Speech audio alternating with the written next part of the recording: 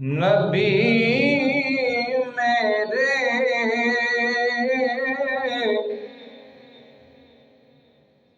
ہے دل میں بھی سما جانا، بول سبحان اللہ۔ عشق نبی میرے ہے دل میں بھی سما جانا، مجھ کو بھی محمد کا دیوانہ بنا جانا۔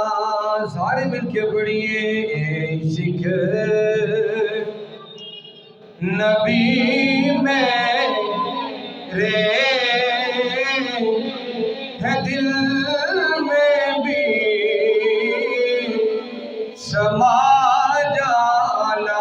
جو چاہتا ہے عشق نبی ساڑھے سینے میں سما جائے، سارے مل کے پڑھ لیجئے۔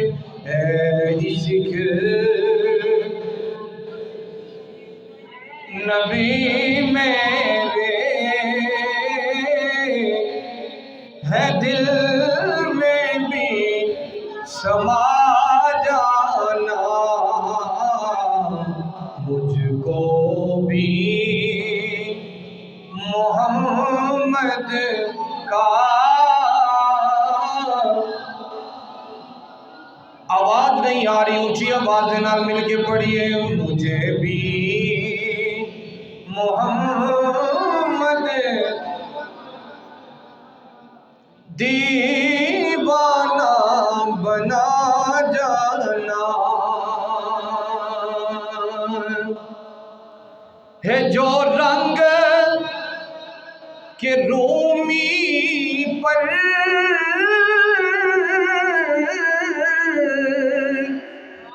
جامی پر چڑھایا تھا،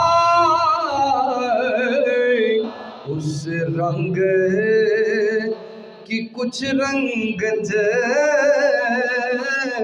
مجھ میں بھی سما جانا۔ جو چاہتا ہے او عشق جیڑا مولانا روم رحمت اللہ تعالی علیہ دے دل تے چڑھیا، عشق دا او رنگ جیڑا مولانا جامی دے سینے تے چڑھیا، اللہ تعالیٰ ایسا رنگ ساڑھے سینے تے بھی چڑھا دے۔ اے عشق ہے نبی میرے ہے دل میں بھی سما جانا، مجھ کو بھی محمد کا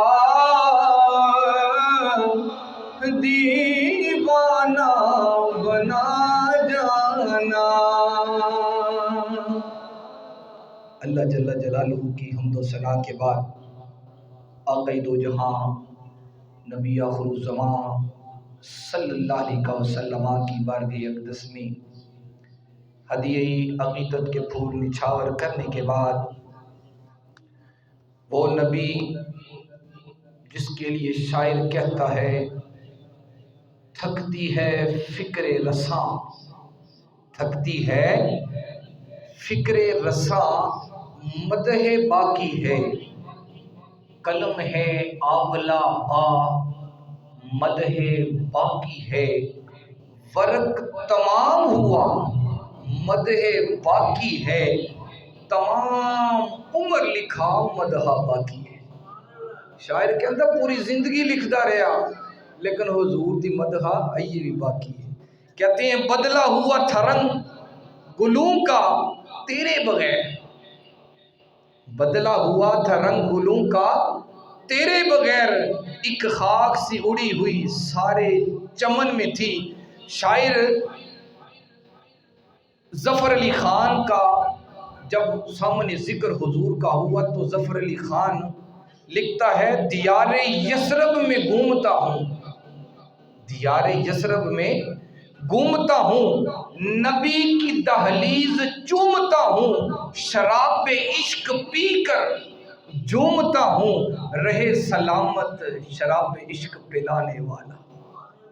یہ وہ عشق ہے جو انسان کے سینے میں جب آ جاتا ہے تو دنیا کی محبت بندہ بھول جاتا ہے۔ اگر عشق کا پوچھنا ہے تو ابو بکر سے پوچھیں، عشق کا پوچھنا ہے تو عمر سے پوچھیں، عشق کا پوچھنا ہے تو عثمان سے پوچھیں، اگر عشق کا پوچھنا ہے تو میرے مولا علی سے پوچھیں۔ عشق ہے کیا؟ عشق کا پوچھنا ہے ابو بکر کی صداقت سے پوچھیں، جب حضور کو اپنے کندھوں پہ اٹھایا، آئے ہائے ہائے، تو 3 میل کا سفر طے کیا، سینکڑوں میل پہاڑ کی چڑھائی تھی، نبی کے عشق میں وہ بھی محسوس نہیں ہوئی، تھکاوٹ نہیں ہوئی۔ جب کیوں کہ کندھوں پہ اللہ کا محبوب سوار تھا۔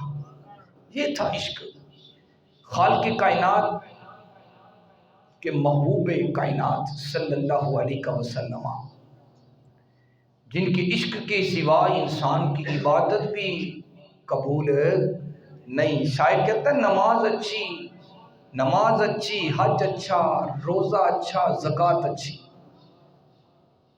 شاعر کی کہتا ہے نماز اچھی، حج اچھا، روزہ اچھا، زکوٰۃ اچھی، مگر میں باوجود اس کے مسلمان ہو نہیں سکتا، نہ جب تک کٹ مروں میں خواجہ بطحا کی حرمت پر، خدا شاہد ہے میرا کامل ایمان ہو نہیں سکتا۔ تو ایمان کا کامل ہونا بھی محبوب کی محبت کے ساتھ جڑا ہے۔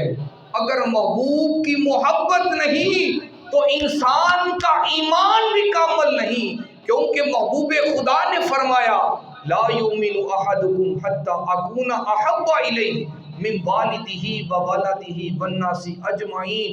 حضور نے فرمایا تواڈے وچ کوئی کامل ایمان والا نہیں ہو سکدا اونی دیر تک جنی دیر تک میرے نال محبت نہیں کردا۔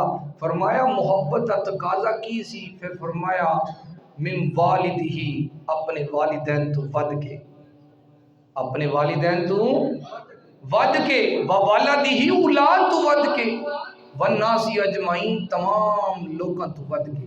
پتہ چلیا جنی دیر تک رسول خدا دی محبت سینے وچ والدین تو اولاد تو تے تمام لوگاں تو ود کے سینے وچ پیوست نہیں ہوئے گی تے انسان دی تمام عبادت رائے گا نے اللہ دی بارگاہ وچ قبول کوئی نہیں ہونی۔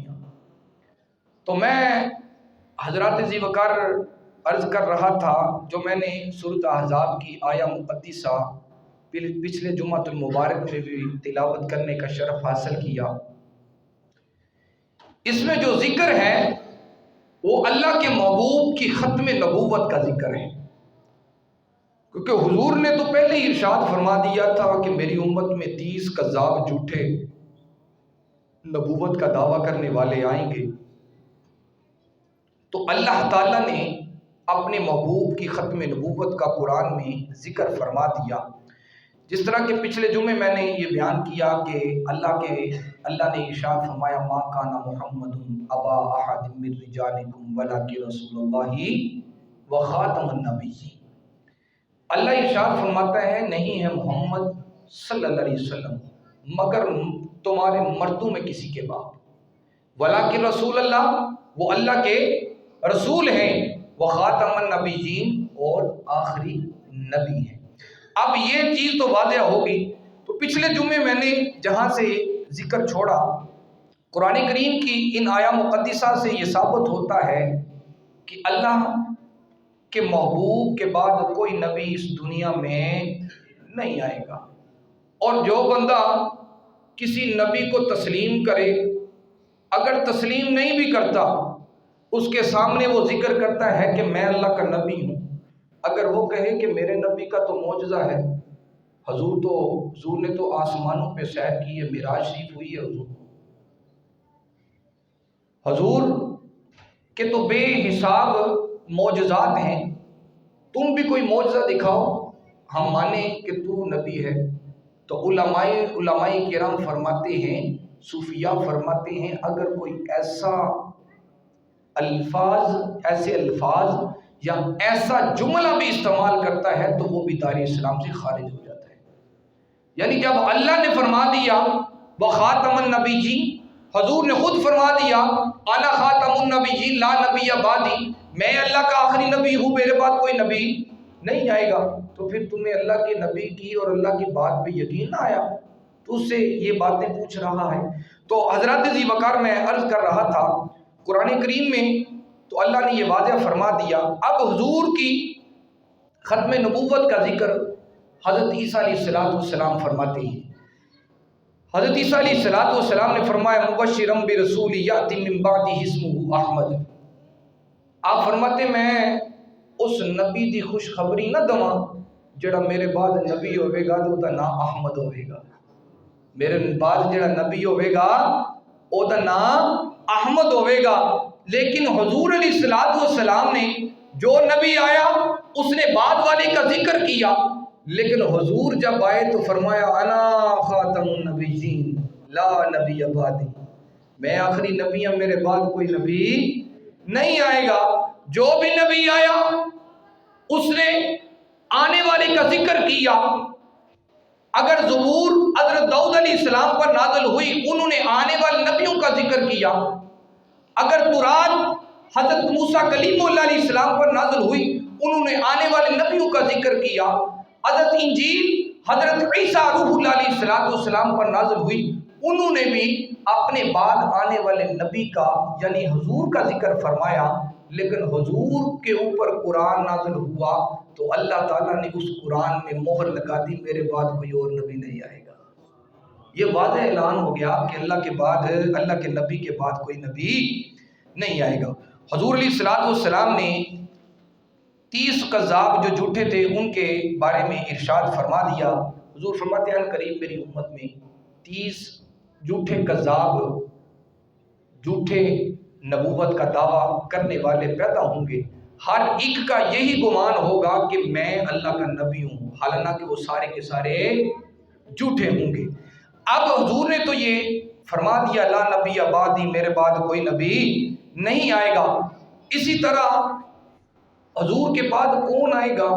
کیا خلفاء آئیں گے؟ جس طرح کہ حضور نے فرمایا تھا کہ میری امت کے علماء بنی اسرائیل کے انبیاء کی طرح ہیں، یعنی جس طرح بنی اسرائیل میں انبیاء 70,000 کے قریب تقریباً انبیاء اللہ تعالیٰ نے بھیجے، انہوں نے تبلیغ کا سلسلہ جاری و ساری رکھا، توحید کے علم کو بلند کرتے رہے، نہ یہ دیکھا کہ نہ جان کی فکر کی نہ کھانے پینے کی فکر کی، ہر وقت توحید کے علم کو پکڑا ہوا ہے اور بلند کر رہے ہیں۔ جو بھی پوچھتا ہے کہتے ہیں وحدہ لا شریک، اللہ وحدہ لا شریک ہے، اس کا کوئی شریک نہیں ہے۔ اب ہر نبی کا عقیدہ یہ ہے، ہر مومن کا عقیدہ یہ ہے، بات تو واضح ہوگی۔ حضور فرماتے ہیں کہ بنی اسرائیل کے انبیاء کے بعد نبی آتے رہے، لیکن میرے بعد نبی نہیں آئے گا بلکہ خلیفہ آئیں گے، بلکہ خلیفے آئیں گے، خلفاء آئیں گے۔ تو حضرت علی المرتضیٰ شیر خدا کرم اللہ وجہہ الکریم، آپ کا ذکر خیر آتا ہے کہ حضور علیہ السلام غزوہ تبوک پر جانے لگے تو حضور نے مولا علی کو اپنا خلیفہ بنا کے مدینے کی سرزمین پر تعینات فرما دیا۔ جب مولا علی مدینے کی سرزمین پر کریم آقا صلی اللہ علیہ وسلم کے خلیفہ بن گئے تو لوگوں نے یہ کہنا شروع کر دیا کہ علی میں اب وہ بات نہیں رہی، اب علی میں وہ بات نہیں رہی جو کبھی پہلے ہوا کرتی تھی، اب علی کمزور ہو چکا ہے، یہ ڈرپوک ہو چکا ہے معاذ اللہ۔ تو جب مولا علی رضی اللہ تعالیٰ عنہ نے یہ الفاظ سنے، وہ نفاق تھے، منافق لوگ تھے، انہوں نے یہ کہنا شروع کر دیا کہ اگر مولا علی کے اندر طاقت ہوتی تو حضور ان کو ضرور اپنے ساتھ غزوہ تبوک پر لے کے جاتے، ان کے اندر وہ طاقت اور پاور نہیں رہی جس کی وجہ سے حضور نے ان کو مدینے چھوڑ دیا لیکن ساتھ غزوہ تبوک پر نہیں لے گئے۔ جب آپ نے یہ سنا اور سننے کے بعد آپ غزوہ تبوک کی طرف نکل پڑے۔ جب حضور کی بارگاہ میں جا پہنچے تو حضور نے مولا علی کو دیکھا، فرمایا علی کدھر؟ عرض کی یا رسول اللہ آپ نے مجھے بچوں کی نگہداشت خواتین کے لیے چھوڑ دیا تھا، میں تو آپ کے ساتھ کندھے سے کندھا ملا کر جنگ لڑنا چاہتا تھا۔ حضور نے فرمایا علی تو اس بات سے خوش نہیں؟ تو اس بات سے بولو تو اس بات سے خوش نہیں کہ جو نسبت موسیٰ علیہ السلام کو ہارون علیہ السلام کے ساتھ ہے، اے علی مجھ محمد کو وہ نسبت تیرے ساتھ ہے۔ جس طرح موسیٰ کا بھائی ہارون ہے اے علی اسی طرح تو میرا بھائی ہے، کیا تجھے اس بات کی خوشی نہیں؟ مولا علی خوش ہوئے، مسکرائے۔ آپ فرمانے لگے کوہ طور پر جب موسیٰ علیہ السلام نے جانا تھا تو ہارون علیہ السلام کو اپنا خلیفہ بنا دیا، اے علی تو بھی میرا اسی طرح کا خلیفہ ہے، لیکن اس میں فرق یہ ہے کہ موسیٰ کے بعد ہارون نبی تھے لیکن میرے بعد کوئی نبی نہیں، کیونکہ انا خاتم النبیین لا نبی بعدی، میں اللہ کا آخری نبی ہوں، میرے بعد کوئی نبی نہیں ہوگا۔ یعنی جو لوگوں کے اندر جو وہم و گمان اور غلط فہمی پیدا ہونی تھی، اللہ کے محبوب نے لا نبی بعدی کہہ کے اس کو جڑ سے اکھاڑ پھینکا۔ کہیں لوگوں کے ذہن میں یہ خیال نہ پیدا ہو جائے کہ جس طرح موسیٰ کا بھائی ہارون نبی تھا، محمد کا بھائی علی بھی نبی ہے۔ حضور نے فرمایا لا نبی بعدی، میرے بعد کوئی نبی نہیں آئے گا۔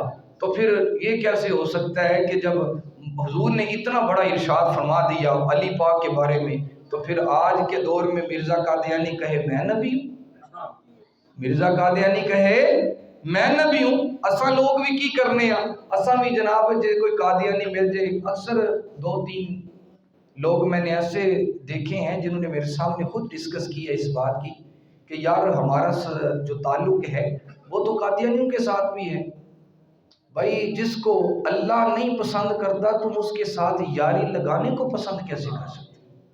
اور جس کو رب کا محبوب نہیں پسند کرتا، نبی کے صحابہ نہیں پسند کرتے، مسیلمہ کذاب جس کے خلاف حضرت ابوبکر صدیق نے اعلان جنگ کیا اور سینکڑوں کی تعداد میں حفاظ کرام شہید ہوئے اس جنگ میں، اور ایک لمحہ بھی حضرت ابوبکر صدیق رضی اللہ تعالی عنہ خاموشی اختیار نہیں کی، اس معاملے میں نرمی نہ برتی، بلکہ آنے والی نسلوں کو بھی بتا دیا جب محبوب کی ختم نبوت پر پہلا دینا ہے پھر جان کی فکر نہیں کرنی، پھر جان کی فکر نہیں کرنی۔